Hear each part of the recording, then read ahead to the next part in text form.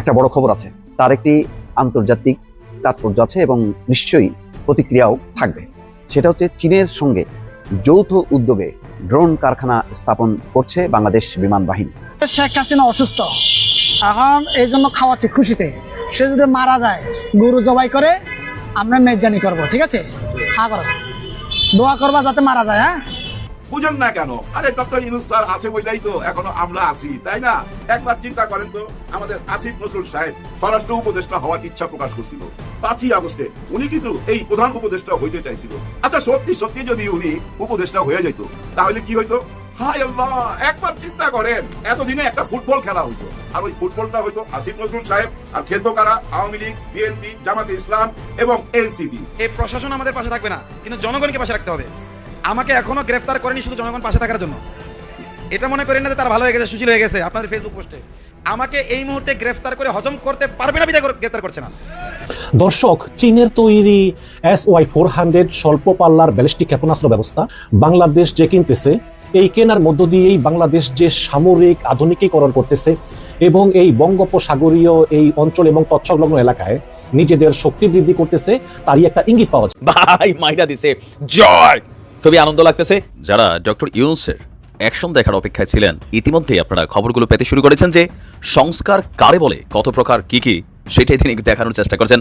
আমি আজকের এই সিদ্ধান্তে ব্যক্তিগত জায়গা থেকে খুবই কি বলা হয় আনন্দিত হয়েছি। এটা দরকার ছিল, কারণ একেবারেই ছাই দিয়া ধরার মতো ভাই। হ্যাঁ ভাই, অনেক মাছ আছে ভাই, খুব পিছলা মাছ, যেমন টাকি মাছ, শোল মাছ, শিং মাছ, এগুলো ধরতে হইলে ভাই ছাই লাগে, পিছলা তো ছুইটা যায়। ওই স্যার বুঝছেন ওই কাজটাই করছে, ছাই হাতে নিয়ে চুপচাপ বসা ছিল। আসল মাস্টার মাইন্ড ভাই উনার মগজের ভিতরেই আছে, যেটা আমরা দেখতে পাচ্ছি না। মানুষ আলো দেখতে পাচ্ছে, আলো। জাকির নায়ক না, তোদের পাশার মধ্যে আমরা মিজাল চুরা দেবো। বাচ্চারা জাকির নায়ককে দেবো। এই প্রতিটা দেশ ভারত এক খাকি মাগি, এক খুনি, এক চোরকে আশ্রয় দিয়েছে। আমরা রিকোয়েস্ট করেছি হাসিনা মাগিকে দে।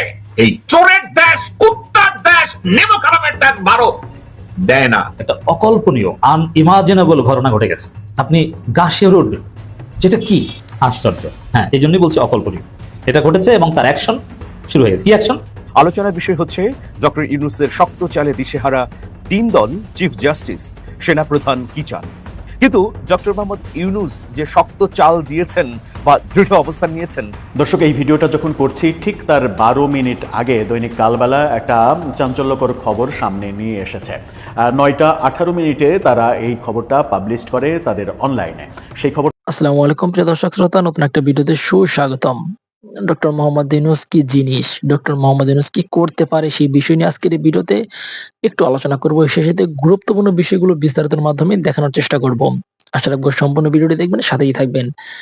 বাংলাদেশের 18 কোটি জনতা কিন্তু ডক্টর মোহাম্মদ ইউনূসকে 5টি বছর ক্ষমতায় দেখতে যাচ্ছে, এমনটি আমরা বিভিন্ন অনলাইন গোড়ার মাধ্যমে এবং বিভিন্ন জরিপে জানতে পেরেছি। ডক্টর মোহাম্মদ ইউনূস এখানে কিন্তু সাই দিয়েছে এবং বলেছে, যদি সাধারণ জনতা এবং বাংলাদেশের জনগণ আমাকে চায়, আমি আরো 5টি বছর ক্ষমতা থাকতে রাজি থাকবো।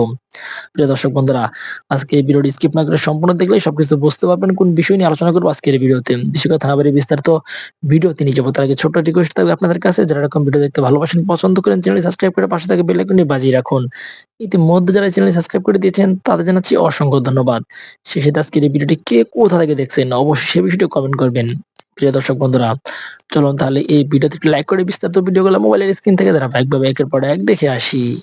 চীনের তৈরি SY-400 স্বল্প পাল্লার ব্যালিস্টিক ক্ষেপণাস্ত্র ব্যবস্থা বাংলাদেশ যে কিনতেছে, এই কেনার মধ্য দিয়েই বাংলাদেশ যে সামরিক আধুনিকীকরণ করতেছে এবং এই বঙ্গোপসাগরীয় এই অঞ্চল এবং তৎসংলগ্ন এলাকায় নিজেদের শক্তি বৃদ্ধি করতেছে, তারই একটা ইঙ্গিত পাওয়া যায়। বাংলাদেশের যে ফোর্সেস গোল 2030, এই ফোর্সেস গোল হচ্ছে একটা long term military modernisation programme. এটাতে আপনার আর্ম ফোর্সেস এর যে expanding, upgrading, equipment, infrastructure development, training, এগুলো থাকে আর কি। তো বাংলাদেশ সেনাবাহিনীর হাতে এই চীনা নির্মিত SY-400 মিসাইল পৌঁছানোটা হচ্ছে সেনাবাহিনীর আধুনিকীকরণের একটা গুরুত্বপূর্ণ পদক্ষেপগুলোর মধ্যে একটি, এতে কোনো সন্দেহ নেই। এটি বাংলাদেশ সশস্ত্র বাহিনীকে দীর্ঘ পাল্লার টার্গেটে একেবারে নির্ভুলভাবে আক্রমণ ক্ষমতা প্রদান করবে। বাংলাদেশ এখন যে ভারতীয় সীমান্ত থেকে বঙ্গোপসাগর পর্যন্ত যে বিস্তৃত এলাকায় নিজেদের আধিপত্য বিস্তার করতে চায়, এটাও তার আরেকটি প্রমাণ। তো এই চীনা তৈরি SY-400 মিসাইলটি প্রায় 280 কিলোমিটার দূরের যে কোনো বিমান ঘাঁটি, রাডার স্থাপনা এবং কমান্ড সেন্টারের মতো উচ্চ মূল্যবান সামরিক লক্ষ্যবস্তুতে সরাসরি আঘাত আনতে পারে। এবং বাংলাদেশের কাছে এই SY-400 মিসাইল বিক্রয়ের মাধ্যমে চীন বাংলাদেশের সবচাইতে বড় অস্ত্র সরবরাহকারী দেশ হিসাবে আবির্ভূত হয়েছে। অথচ বাংলাদেশের উপর গত 15 বছর ধরে শুধু ভারতেরই আধিপত্য ছিল। সাম্প্রতিক বছরগুলোতে বাংলাদেশের প্রতিরক্ষা বা অস্ত্র আমদানির 70%-এরও বেশি এসেছে এই চীন থেকে, যার মধ্যে রয়েছে যুদ্ধ ট্যাঙ্ক, ফ্রিগেট থেকে শুরু করে উন্নত বিমান প্রতিরক্ষা রাডার, ড্রোন এবং যুদ্ধ বিমান। তাই এই SY-400 মিসাইলের বাংলাদেশের সেনাবাহিনীকে যে শুধু শক্তিশালী করবে তা নয়, বরং চীনা প্রযুক্তি, মতবাদ এবং চীনের লজিস্টিক ইকোসিস্টেমের সঙ্গে বাংলাদেশ সেনাবাহিনীর সম্পর্ক আরো ঘনীভূত হবে। এবং এই চীনের তৈরি SY-400 ক্ষেপণাস্ত্রটি নিজেই প্রায় 6 মিটার লম্বা এবং 4 মিটার ব্যাস এবং প্রায় 1300 কিলোগ্রাম ওজন, এবং এর ভিতরে আছে উচ্চ বিস্ফোরক, ফ্র্যাগমেন্টেশন, সাবমিনেশন ডিসপেন্সার এবং 200 থেকে 300 কিলোগ্রাম ওজনের প্লাস্টার প্যালেট, যা একদম টার্গেটে একদম নির্ভুল ভাবে আঘাত আনতে পারে। এবং এই SY-400 মিসাইলটি চীনের নিজেদের তৈরি জিপিএস সিস্টেমের এবং স্যাটেলাইট সিস্টেমের মাধ্যমে নেভিগেশন ব্যবহার করে টার্গেটে একদম নির্ভুল ভাবে আক্রমণ করতে সক্ষম। এবং এর মান মোটামুটি পশ্চিমা সমতুল্য, যেমন মার্কিন সেনাবাহিনীর টেকনিক্যাল মিসাইল সিস্টেম, এই সিস্টেমের প্রতি ব্যাটারির দাম হচ্ছে $30 মিলিয়ন মার্কিন ডলার। অথচ এই সেম মানের SY-400 এর ব্যাটারির দাম হচ্ছে 10 থেকে 15 মিলিয়ন মার্কিন ডলার। তো এই SY-400 মিসাইল কেনার কারণে বাংলাদেশ এখন মিয়ানমারের সমকক্ষ হলো। কিভাবে? মিয়ানমার প্রথমবারের মতো 2020 সালে চীনের নিকট থেকে SY-400 মিসাইলটি কেনার পর তৎকালীন শেখ হাসিনা সরকার চিন্তায় পড়ে যায় যে যদি মিয়ানমারের সেনাবাহিনী, যার নাম হচ্ছে তাতামাদাম, তারা যদি এই SY-400 মিসাইল দিয়ে চট্টগ্রাম বন্দর বা কক্সবাজারের মতো কৌশলগত স্থাপনাগুলোকে আঘাত করে, তাহলে কি হবে? এই ভয় থাকতো বাংলাদেশ। এখন এই SY-400 মিসাইল কিনে বাংলাদেশ মিয়ানমারের সমকক্ষ হলো। মিয়ানমারের রাখাইন এলাকায় ক্ষেপণাস্ত্র, বিমান ঘাঁটি এবং লজিস্টিক হাব তৈরি করেছে মিয়ানমার সরকার। তাহলে এখন ঠিক তেমনি ভাবে বাংলাদেশও কক্সবাজার এলাকায় অনুরূপ স্থাপনা তৈরি করে মিয়ানমারকে চাপে রাখতে সক্ষম হবে। এখন ভারত এই চীন থেকে বাংলাদেশের ক্ষেপণাস্ত্র কেনাটা আসলে ভালো চোখে দেখতেছে না। দর্শক, বাংলাদেশ ও ভারতের মধ্যে মূলত একটা সৌহার্দ্যপূর্ণ সম্পর্ক থাকলেও জলবন্টন, সীমান্ত হত্যা এবং হাসিনা সরকারের পতনের পর সম্পর্কের অবনতি ঘটে, আপনারা জানেন। এবং সম্প্রতি ভারত তার সবচাইতে স্পর্শকাতর এলাকা শিলিগুড়ি করিডোরের কাছে S-400 ট্রাম্প বিমান প্রতিরক্ষা নেটওয়ার্ক এবং রাফালের যুদ্ধ বিমানের মতো উন্নত ব্যবস্থা মোতায়েন করেছে। কারণ ভারত মনে করতেছে যে হাসিনা পরবর্তী সময়ে বাংলাদেশের দিক থেকে আঘাত আসলেও আসতে পারে। ভারতের চিন্তার আরেকটি কারণ হচ্ছে যে চীনের এই SY-400 ক্ষেপণাস্ত্র 280 কিলোমিটার দূরে গিয়ে নির্ভুল ভাবে লক্ষ্যবস্তুতে আঘাত আনতে পারে।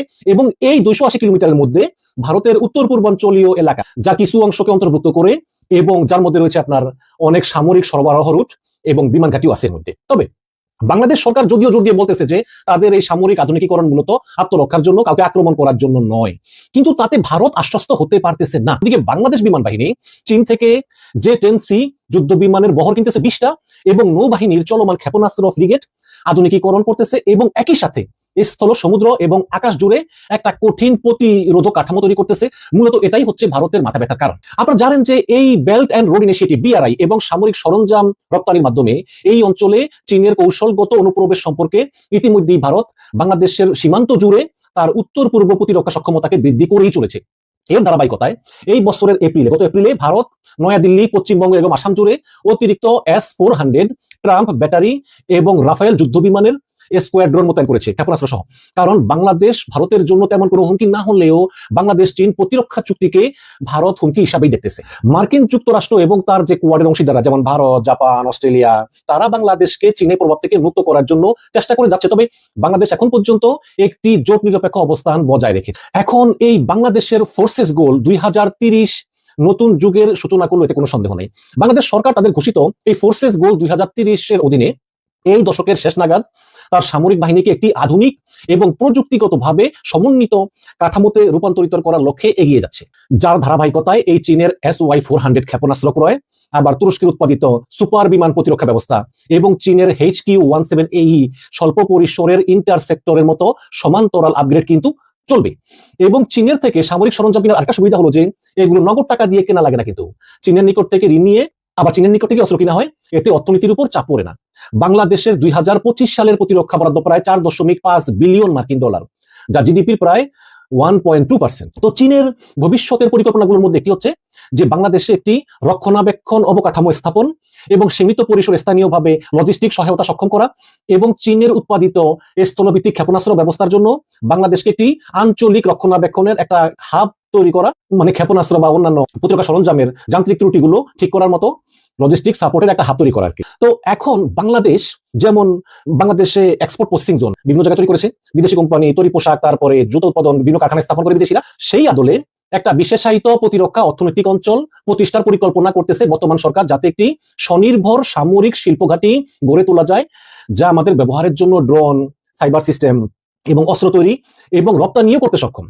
প্রধানমন্ত্রী মোহাম্মদ ইউনূস কর্তৃক অনুমোদিত এই উদ্যোগের ফলে মানে লক্ষ্যই হচ্ছে মূলত সরকারি বেসরকারি অংশীদারিত্ব, বিদেশি প্রত্যক্ষ বিনিয়োগ এবং যৌথ উদ্যোগের মাধ্যমে প্রায় 15,000 কোটি টাকার বিনিয়োগ আকর্ষণ করা। বেশ কয়েকটি বিদেশি সরকার এবং কোম্পানি ইতিমধ্যে আগ্রহ দেখিয়েছে। অন্যদিকে নীতি ও বাস্তবায়ন পরিচালনার জন্য 2টি জাতীয় কমিটি অলরেডি সরকার গঠন করে ফেলেছে। কর্মকর্তা এবং বিশেষজ্ঞরা বেসরকারি খাতের অংশগ্রহণ, প্রযুক্তি হস্তান্তর এবং দীর্ঘমেয়াদী কৌশলগত পরিকল্পনার গুরুত্বপূর্ণ ভূমিকার উপর জোর দিয়ে সতর্ক করে দিয়েছেন যে বাংলাদেশের সীমিত অভ্যন্তরীণ চাহিদা রপ্তানি ছাড়া শিল্পকে টিকিয়ে রাখতে পারবে না, রপ্তানি করতে হবে অস্ত্র। এই প্রকল্পটি বাংলাদেশকে একটি অস্ত্র আমদানিকারক দেশ থেকে অস্ত্র রপ্তানিকারক দেশ হিসাবে রূপান্তরিত করার লক্ষ্যেই কাজ করবে। এবং যদিও বিশ্লেষকরা মনে করতেছেন যে একটা প্রতিরক্ষা অর্থনৈতিক অঞ্চল করলেও ভারত পাকিস্তানের মতো আঞ্চলিক প্রতিপক্ষের স্তরে পৌঁছাতে কয়েক দশক লাগবে এবং যথেষ্ট পরিমাণ বিনিয়োগও লাগবে। এদিকে আবার বাংলাদেশ বিমান বাহিনী BAF একটি যৌথ চুক্তির আওতায় চীনের সহযোগিতা একটি ড্রোন উৎপাদন কারখানা স্থাপন করেছে। কর্মকর্তারা আশা করতেছেন যে এই উচ্চ প্রযুক্তিগত সুবিধা নির্মাণ কাজ এই বছরের ডিসেম্বরের মধ্যেই সম্পন্ন হবে, যা বাংলাদেশের প্রতিরক্ষা শিল্প সক্ষমতার ক্ষেত্রে একটি যুগান্তকারী মাইলফলক হয়ে থাকবে। 15 মাস পার করার পর আবার নতুন কথা শুনলাম। 15 মাস পর এই ফলাফল। গায়েশ্বর রায় উনি বলছেন যে আমরা যদি বিএনপি মাঠে নামি এই সরকার টিকতে পারবে না। আমার তখন ইশরাক হোসেনের কথা মনে পড়ছিল। ইশরাক হোসেন ওই যে নগর ভবনে বলছে না, আমাদের লিডার যদি হুকুম করে 10 মিনিটের মধ্যে ফালাইয়া দিবে। ওইখান থেকেও বুঝছেন একটু জ্ঞান নেওয়া উচিত ছিল যে যা বলা যায় তা করা যায় না। ইশরাক হোসেনের সাথে কে খেলছিল? আসিফ মাহমুদ সবুজ ভুঁইয়া, আর কেউ খেলে নাই, কিন্তু সরকার নিশ্চুপ ছিল। ওই একাই খেলে গেছে আসিফ মাহমুদ ইশরাকের সাথে। পরের ফলাফলটা তো কি আমরা জানি, তাই না? ওই যে 70-80টা তালা, নিজের তালা নিজেকেই খুলতে হয়েছে, তাই না? দেখেন, বলা আর করা সহজ না ভাই। 15 মাস পর আইসা যদি এইসব কথা শুনতে হয়, তাই না? এই যে আলাল সাহেব ওনাদের স্থায়ী কমিটির নেতা, অনেক বড় নেতা ভাই, ওনার বিরুদ্ধে 400 মামলা আছে। এই আওয়ামী লীগ সরকার দিছে ওনাকে। আমার মনে হয় সারা বছরই ওনাকে কোর্ট কাচারিতে পয়রা থাকতে হইতো হাজিরা দেওয়ার জন্য, হাজিরা দিতে হয়তো, তাই না? ওই নেতা আইসা বলতেছে যে জামাতে ইসলামের বিচার হওয়ার দরকার 71-এর জন্য। 71-এ তারা স্বাধীনতার বিরুদ্ধে ছিল, এরকম কথাও বলতেছে। আবার দুদু সাহেব দেখলাম একটু আগে একটা ইন্টারভিউতে বলতেছে যে না ওইটা ওনার ব্যক্তিগত কথা। আসলে কে যে কোন কথা বলতেছে, কেন বলতেছে বোঝা মুশকিল, কিন্তু কিছু কিছু কথা আমি আবার নোট করে রেখে দেই। প্রধান উপদেষ্টার সচিব সাহেব শফিক সাহেব ওনার একটি কথা আমি নোট করে রেখে দিয়েছিলাম, আপনাদের নিশ্চয়ই মনে আছে। ওই যে বলছিলেন না উনি যে আর কাউকে গ্রেফতার করা হবে না, কখন বলছিল? ওই যে 15 জনকে যখন ক্যান্টনমেন্ট থেকে হাজিরা দিতে আনলো, তখন উনি আগ বাড়ায় একটা কথা বললো, আর কাউকে গ্রেফতার করা হবে না। এই কথাটা বলার দরকার ছিল কি? ওনাকে তার কেউ জিজ্ঞেস করে নাই, কেন বলছে? আসলে একটু চিন্তা ভাবনা করে বাইর করি। আসলে হয়েছে কি জানেন, উনি আবেগ সামলাইতে পারে না, উনি আবেগী লোক। উনি তো একমাত্র ডক্টর মোহাম্মদ ইউনূস স্যারের খুব কাছাকাছি থাকে, খুবই কাছাকাছি। ডক্টর মোহাম্মদ ইউনূস স্যার কখন কি বলতেছে, কি করতেছে, সবকিছু তো ওনার হাতে, উনি তো নোট করেন, ওনাকে পাশে থাকতেই হয়। উনি যা যা শুনেন ওইটাই কিন্তু মুখ ফসকা বাইর হয়ে যায়। ওই যে বলছে কাউকে গ্রেফতার করতে হবে না, এটা একটা ইঙ্গিত দিছিল। কি ইঙ্গিত দিছিল? আলোচনা শেষের দিকে আপনারা বুঝতে পারবেন। আর এই আবেগী লোকটার আরেকটা দিক দেখেন, ওই যে ডাস্টবিনের সামনে যায় ছবি তুলছিল, তখন থেকেই কিন্তু উনি ভাইরাল। উনি আবেগী বইলাই কিন্তু ওই যে শেখ হাসিনাকে ডাস্টবিনে দিছিল না, ওই ডাস্টবিনে উনি একটা ময়লা টিস্যু, নাক ঝাইরা একটা ময়লা টিস্যু ফেলতেছে, এরকম একটা ছবি ফেসবুকে দিছে, উনি নিজেই দিছে। তার মানে উনি আবেগী, আবেগ ধরে রাখতে পারে না, কারণ ওইটা তো ওনাকে মানায় না। উনি হচ্ছেন আমাদের প্রধান উপদেষ্টার সচিব, ওইটা কি ওনাকে মানায় না, এই জন্যই বললাম আবেগী। যাই হোক, এই আবেগী লোকের ওই কথাটা কিন্তু মনে রাখেন যে কাউকে আর গ্রেফতার করা হবে না। ইঙ্গিতটা কোন দিকে দিছে এটা একটু বোঝার চেষ্টা করি। দেখেন, কিছুদিন আগে আমরা দেখলাম মির্জা ফখরুল সাহেব ক্যান্টনমেন্টে যায় আমাদের জনাব ওয়াকার সাহেবের সাথে আলোচনা করছে। কি ব্যাপারে আলাপ করছে, কেন গেছে, কে ডাকছিল, উনি কি নিজের ইচ্ছাই গেছে নাকি ওয়াকার সাহেব ডাকছে, আমরা জানি না। কিন্তু আমরা যখন এটা জানলাম, তখন আমাদের মনের মধ্যে একটা প্রশ্ন, উনি কেন আর্মির প্রধানকে জড়াইতেছে রাজনীতির মধ্যে? ওনার যদি কোনো কিছু বলার থাকে আইন শৃঙ্খলা নিয়ে, তাহলে তো স্বরাষ্ট্র উপদেষ্টার কাছেই বলতে পারে, আর্মির কাছে কেন গেল? এটা নিয়ে অনেক রকম প্রশ্ন। ওনার কাছে যায় কি বলতে পারে সেটা কিন্তু আমরা জানি না, কিন্তু মার্কেটে গুজব ছড়ায় গেল 111 এর মতো একটা সরকার আনতে যাচ্ছে বিএনপি, যার জন্য গোপন মিটিং করতেছে, এরকম একটা আলাপ আলোচনা শুনছেন না চারিদিকে, এই গুজবটা ছড়াইয়া দেওয়া হলো এবং এটা কিন্তু বিএনপির বিপক্ষেই গেল। দেখেন বিএনপির বিপক্ষে গেল না, এবং জনগণের কাছে আবার প্রশ্নবিদ্ধ হয়ে গেল জনাব ওয়াকার সাহেব। ওয়াকার সাহেবকে নিয়ে কিন্তু সবাই আবার আলোচনা করতে শুরু করলো, উনি কি বিএনপির সাথে হাত মিলায় ফেলাইছেন, ও আচ্ছা উনি বেগম খালেদা জিয়ার সঙ্গে যে দেখা করতে গেছিল লন্ডন যাওয়ার আগে, তাহলে কি এসব আলোচনা করতে গেছিল, এরকম অনেক প্রশ্ন সামনে চলে আসে। কেন আসে? ওই যে ফেসবুকে যখন আমরা দেখি ওনারা ক্যান্টনমেন্টে যায় আলাপ করছে এবং সামনে দরজা দিয়া যায় নাই, পিছনের দরজা দিয়া গেছে, এরকম আলোচনাও তো শুনছেন। যাই হোক, এসব আলোচনা সাইড করে রাখি, সামনে নিয়ে আসি তিন প্রধান কেন ডক্টর ইউনূস স্যারের সাথে দেখা করলো। ওনারা কি নিজেরাই দেখা করতে গেল নাকি ডক্টর ইউনূস স্যার ডাকলো? আসল সত্য হলো দেশের এই মুহূর্তে এই অবস্থায় ওনাদের বসার দরকার ছিল, যার জন্য ওনারা বসছে। এখন সময়টা কেমন? আগের সময়টা কিন্তু এখন নাই, এখন একটা নতুন সময় আসছে, কারণ সিগনেচার হয়ে গেছে, তো দলিলে সিগনেচার হয়ে গেছে। ওই দলিলে সিগনেচার হওয়ার পর একটা পাওয়ার চলে আসছে কিন্তু ডক্টর ইউনূস স্যারের কাছে, অটোমেটিক এই পাওয়ারটা চলে আসছে।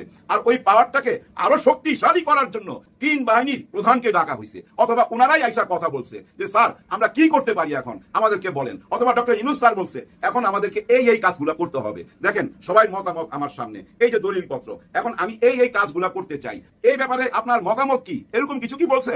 আমার মনে হয় না এখন মতামত চাওয়ার সময়, এখন মতামত দেওয়ার সময়। হয়তো উনি এইটাই বলছে যে আমি সব কিছুর পরে এই 15 মাসে এই সিদ্ধান্তে আসছি, আমি এই কাজটা করতে চাই, আপনারা কি আমাকে সহযোগিতা করবেন কি না, এরকম না, আপনারা আমাকে সহযোগিতা করতে হবে, এই কথাটাই বলছে। এই কথা বলারই মানুষ ডক্টর ইউনূস স্যার, বুঝেন না কেন? আরে ডক্টর ইউনূস স্যার আছে বইলাই তো এখনো আমরা আছি, তাই না?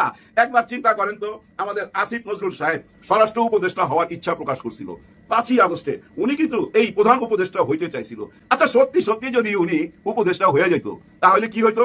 হায় আল্লাহ, একবার চিন্তা করেন, এতদিনে একটা ফুটবল খেলা হইতো, আর ওই ফুটবলটা হইতো আসিফ নজরুল সাহেব, আর খেলতো কারা? আওয়ামী লীগ, বিএনপি, জামাতে ইসলাম এবং এনসিপি, এরা সবাই মিলা উনাকে মাঠে নিয়ে খেলতো। হ্যাঁ ভাই, এই একবার গোল দিত, ওই একবার গোল দিত, উনি পাগল হয়ে যাইতো।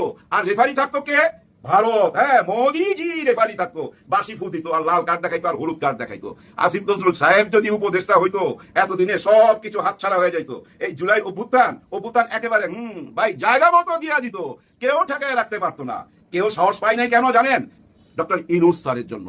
দেশের ভিতরে এবং দেশের বাইরে যে যেখানেই থাকুক না কেন, যত রকম কুমতলব থাকুক না কেন, ডক্টর ইউনূস স্যারকে টোকা দেওয়ার আগে 100 বার চিন্তা করবে, তো 100 বার যে উনাকে টোকা দিয়া হজম করতে পারুম না, পারবে না, কেউ পারবে না বইলাই উনি টিকে আছেন। আল্লাহ যা করে ভালোর জন্য করে। হায় আল্লাহ, আসিফ নজরুল স্যারের হাতে পড়লে আমরা কিন্তু গেছিলাম, হায় আমি তো থাকতাম এতদিনে আয়না ঘরে। আর এই যে যারা জুলাই অভ্যুত্থানে আর এই যে বাংলাদেশে যারা গণ অভ্যুত্থানের সাথে জড়িত, এতদিনে আন্তর্জাতিক বিচার ট্রাইব্যুনালে তাদের বিচার আরম্ভ হয়ে যেত, 2-1 ফাঁসি হয়ে যেত। সবচেয়ে আগে ফাঁসি তো ঝুলতো কে জানেন? হাসনাত আব্দুল্লাহ, হ্যাঁ, আর এই যে নাসিরউদ্দিন পাটোয়ারি, হায় এ তো ভাই পুরাই ডেঞ্জারাস। কি বলে চিন্তা করেন, অনেকের চোখে বেয়াদব, কিন্তু এরকম বেয়াদব দরকার আছে ভাই, দরকার আছে। আজকে তাকে জিজ্ঞাসা করতেছিল সাংবাদিক যে আপনারা কি বিএনপির সাথে যাচ্ছেন জোট বানাইতে? হ্যাঁ না কিছুই বলে না, বলে কি বিএনপি আগে চাঁদাবাজি ছাইরা ভালো হয়ে আসুক, তারপর আমরা চিন্তা ভাবনা করুন। চিন্তা করছেন কথাবার্তা? এসব কথাবার্তা শুনলে বিএনপি খেপবে না, রাগ করবে না? ভীষণ রাগ হবে তো, কারণ ওনারা অনেক বড় দল তো, পাত্তাই দিতে চায় না। কিন্তু কথার মধ্যে একটু রহস্য আছে যে ওনারা ভালো হইলে আমরা জোট করতে পারি।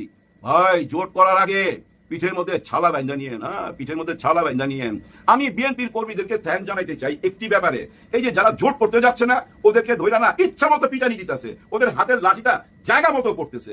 এই যে কয়েকদিন আগে দেখলেন না, 2 দিন আগে আন্দালিব পার্থ, এক দলের এক নেতা, প্রভাবশালী নেতা, সবাই চিনে, কিন্তু কে ওনার সেক্রেটারি, কে কোষাধ্যক্ষ ওই দলে, আর কে আছে কেউ জানে না। এমনকি যদি আমি প্রশ্ন করি ওনার দলের নাম কি, বলতে পারবেন না। ওনার দলের নাম মনে হয় বিজেপি, বাংলাদেশ জাতীয় পার্টি, এটাই মনে হয় ওনার দলের নাম। যাই হোক, উনি বোধ আমার মনে হয় বিএনপিতে ঢুকতে চাইতেছিল, মানে জোট বাঁধছে, জোট। আর বিএনপির পোলাপান ওনার এলাকার মধ্যেই ফালাইয়া ওনার দলের মানুষকে ভাই ইচ্ছা মতো পেদাইছে। কেন পেদাইছে? আরে ভাই 16-17 বছর আমরা জেল কাটলাম, দৌড়ানি খাইলাম, আওয়ামী লীগ আমাদেরকে ঘরে ঘুমাইতে দিত না, আমরা ধান খেতে ঘুমাইতাম, বাসায় থাকতে পারতাম না, মা বাবার সঙ্গে দেখা করতে পারতাম না, বোনের বিয়ে যেতে পারতাম না। আমাদের নেতা আছে, আমরা আছি, তুমি উইরা আইসা জুইরা বসবা, জোট বাঁধবা, এই জন্য পেদানি দিছে। কয়েকদিন আগে দেখেন নাই ওই যে ভিপি নূরকে, উনিও কিন্তু ওই বিএনপিতে গেছিল, উনার এলাকা থেকে যখন আসতেছিল এমন পেদানি দিছে, আর্মি আইসা চারিদিক দিয়ে ঘেরাও করে রাখছে, দুপুর থেকে সন্ধ্যা পর্যন্ত আটকা ছিল, বাইর হইতে পারে নাই, পরে আর্মির সহযোগিতায় বাইর হয়েছে। আরেকজনকে ঝাড়ু পেদানি দিছে, না ওনার সঙ্গে সঙ্গে পেদানি দেয় নাই, ঝাড়ু মিছিল করছে। জুনাইদ সাকি ওই ঝাড়ু মিছিলের কারণ উনি নাকি ইসলাম বিদ্বেষী, এই জন্য ওই ঝাড়ু মিছিল। কিন্তু দেখেন ওনারা জোট বাঁধতে চায় কার সাথে? বিএনপির সাথে জোট বাঁধলে বিএনপির কর্মীরা ছাইরা দিবে না, ছাইরা দেওয়া উচিত না ভাই। আমি আপনাদের সঙ্গে আছি, কারণ আপনারা কষ্ট করছেন, আপনারা জুলুম সহ্য করছেন, অন্যজন এসে মজা মারবে, ফজা ভাই মজা মেরা চলে যাইবো, এটা তো হয় না। এখন দেখার অপেক্ষা এই এনসিপি যদি যায় কি হবে। ভাই যাওয়ার আগে পিঠের ছালা বাইন্ধা যায় না, পিঠের ছালা বাইন্ধা যায়, লাঠির বাড়ি একটা তো মাটিতে পড়বে না, ওই পিঠের মধ্যে পড়বে। হ্যাঁ ওই পিঠের মধ্যে পড়বে, সাবধান। কিন্তু আসলে কি যাবে?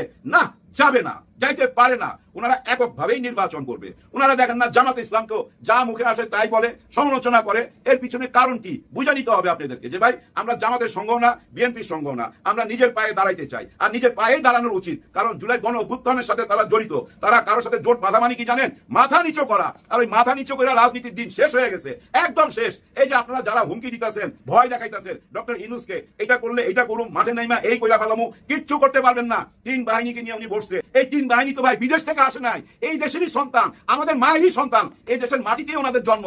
ওনাদের কি দেশপ্রেম নাই? ওনারা কি দেখতেছে না কি হচ্ছে সমাজে, কি হচ্ছে সারা দেশে?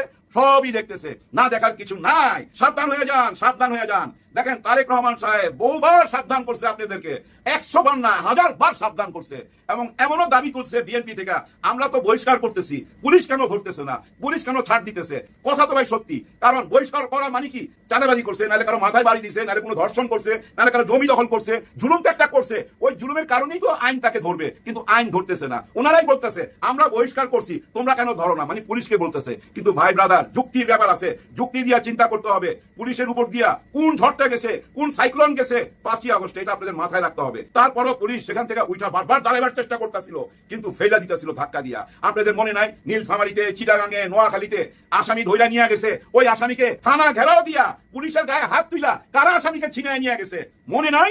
মনে রাখতে হবে। ঢাকা শহরটাই তো বাংলাদেশ না ভাই, ঢাকা শহরটাই বাংলাদেশ না। পিনাকি ভট্টাচার্যের কন্টেন্টে দেখেন নাই? খুব সম্ভব নাটোরে ওইখানে দুই ভাই, দুই ভাই রাজত্ব চালাইতেছে। পুলিশ মানে না, র্যাব মানে না, মিলিটারি মানে না, এরে ধরে লয়ে যেতেছে, এরে নিয়ে উঠে মাইরা ফেলাইতেছে, কোটি কোটি টাকা চাঁদা নিয়ে যাইতেছে, কত টেলিফোন ভয়েস, কত ভিডিও। তারপরও দুই ভাই কিন্তু এখনো জেলের বাইরে। তার মানে কি জেলের বাইরেই থাকবে? এরা জেলের বাইরে থাকলে, এইসব অপরাধীরা দেশে ছড়ায় ছিটা থাকলে নির্বাচন সুষ্ঠু হবে? জীবনও হবে না। ভোট বাক্স ছিনতাই করে লয়ে যাইব তো। আর ভোট বাক্স ছিনতাই হয়ে গেলে ডক্টর ইউনূস স্যারের ইজ্জত মাটিতে মিশা যাবে। একটা বড় খবর আছে, তার একটি আন্তর্জাতিক তাৎপর্য আছে এবং নিশ্চয়ই প্রতিক্রিয়াও থাকবে। সেটা হচ্ছে চীনের সঙ্গে যৌথ উদ্যোগে ড্রোন কারখানা স্থাপন করছে বাংলাদেশ বিমান বাহিনী। এটা কিন্তু খুব বড় ঘটনা। ডিসেম্বর নাগাদ নির্মাণ কাজ শেষ হবে বলে আশা করা হচ্ছে। প্রযুক্তি হস্তান্তর চুক্তির মাধ্যমে চীনের সঙ্গে যৌথভাবে বাংলাদেশ একটি আনম্যান্ড এরিয়াল ভেহিকেল ইউএভি বা ড্রোন কারখানা স্থাপন করছে বাংলাদেশ বিমান বাহিনী। দর্শক বুঝতেই পারছেন, এই ধরনের বাংলাদেশ ড্রোন উৎপাদন করবে, এই খবর বা এই ঘটনা নিশ্চয়ই প্রতিবেশীদের পছন্দ হবে না। বিশেষ করে প্রতিবেশীদের বলবো না, প্রতিবেশী একটি রাষ্ট্রই, সেটি হচ্ছে ভারত। ভারত নিশ্চয়ই এটি সমর্থন করবে না যে চীনের সমর্থনে বাংলাদেশে একটা ড্রোন উৎপাদন কারখানা স্থাপন হোক। চলতি বছরের ডিসেম্বরের মধ্যে, খুব বেশি সময় নেই, দেখেন যে 1 মাস পরেই, মানে আগামী মাসের মধ্যেই এই প্ল্যান্ট স্থাপনের কাজ সম্পন্ন হবে বলে আশা করছেন কর্মকর্তারা। এটি দেশের প্রতিরক্ষা শিল্প সক্ষমতার একটি বড় মাইল ফলক হবে। এর পাশাপাশি চীন বাংলাদেশে একটি বিমান ওভারহোলিং কেন্দ্র স্থাপনের প্রস্তাব দিয়েছে। বিমান ওভারহোলিং কেন্দ্র স্থাপনের প্রস্তাব দিয়েছে। এটাও নিশ্চয়ই ভারতের মনোপুত হবে না, কারণ ভারত সবসময় চীন আর পাকিস্তানকে নিয়ে এক ধরনের আতঙ্কে থাকে বা উদ্বেগ উৎকণ্ঠার মধ্যে থাকে তাদের নিরাপত্তা প্রশ্নে। সেই চীন এবং পাকিস্তান দুটোই 5ই আগস্ট রাজনৈতিক পট পরিবর্তনের পর বাংলাদেশের খুব কাছাকাছি অবস্থানে আছে। সেপ্টেম্বরে বাংলাদেশ বিনিয়োগ উন্নয়ন কর্তৃপক্ষের বিডা নির্বাহী চেয়ারম্যান চৌধুরী আশিক মাহমুদ বিন হারুনের সভাপতি অনুষ্ঠিত এক সমন্বয় সভার কার্যবিবরণীতে এই তথ্যের উল্লেখ আছে, যার কপি দ্য বিজনেস স্ট্যান্ডার্ড দেখেছে। বিডার সভায় বিশেষায়িত ডিফেন্স ইকোনমিক জোন স্থাপন, সামরিক এবং আধা সামরিক বাহিনীর ব্যবহার্য পণ্য অভ্যন্তরীণভাবে উৎপাদনের জন্য এই খাতে সরকারি, বেসরকারি এবং বিদেশি বিনিয়োগের সুবিধা সৃষ্টির বিষয়ে আলোচনা হয়েছে। সবাই বিমান বাহিনীর একজন কর্মকর্তা জানান, 2 বছর আগে বাংলাদেশ বিমান বাহিনীর প্রতিষ্ঠিত Bangladesh aeronautical research and development সেন্টারের নিজস্ব নকশা অনুসারে 4টি বিমান তৈরি করা হয় এবং সফলভাবে উড্ডয়ন করা হয়। এর উদ্দেশ্য ছিল নিজেদের প্রশিক্ষণ বিমান নিজস্ব প্রযুক্তিতে উদ্ভাবন করা এবং পরবর্তীতে বাণিজ্যিকভাবে স্পোর্ট এয়ারক্রাফট উৎপাদন। বিমান বাহিনীর কর্মকর্তারা বলেছেন যে বিশ্বজুড়ে বিমান সম্পর্কিত সরঞ্জামাদির অনেক চাহিদা আছে দেশের জনশক্তিকে দক্ষ জনশক্তিতে রূপান্তর করতে বিশ্ববিদ্যালয়গুলো সমন্বিতভাবে কাজ করলে এভিয়েশন খাতে অনেক উন্নয়ন করা সম্ভব হবে এবং বিদেশি বিনিয়োগের সম্ভাবনা বাড়বে।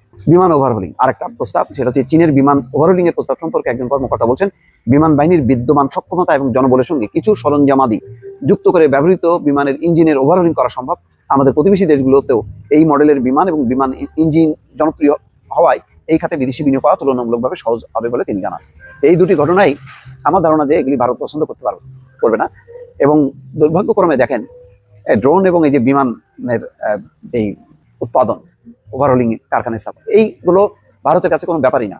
কিন্তু গত 15 বছরে ভারত একবারও চিন্তা করেনি যে বাংলাদেশে এই সক্ষমতাগুলো আমরা প্রস্তুত করি।